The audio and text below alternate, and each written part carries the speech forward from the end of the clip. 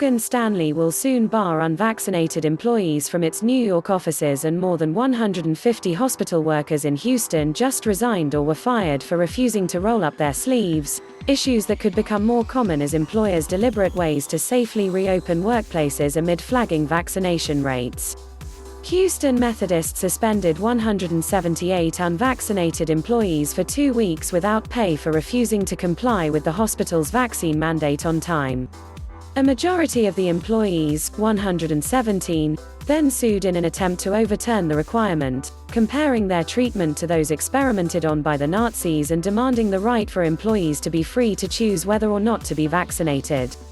The case was dismissed in federal court, and the presiding judge described arguments likening the mandate to medical experimentation during the Holocaust as reprehensible and false, as were employees' claims the vaccines are experimental and dangerous.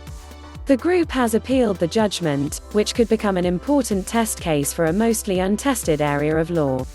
With every adult in the U.S. eligible to receive a shot and vaccination rates falling to record lows, employers hoping to return to the office face tough choices.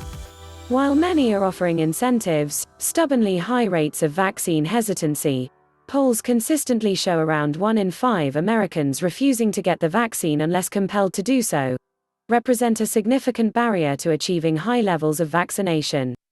President Joe Biden has been open about his opposition to mandating vaccines in the past, and numerous states have moved to pass their own laws making it harder for employers to do so. 105. That's how many bills have been introduced by state lawmakers to limit the ability for employers to mandate vaccines, according to the National Academy for State Health Policy.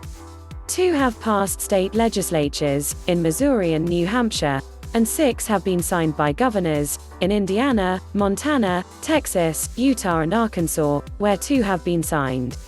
Employers can require workers to get vaccinated, government says. Forbes, health workers are getting fired for refusing the COVID vaccine.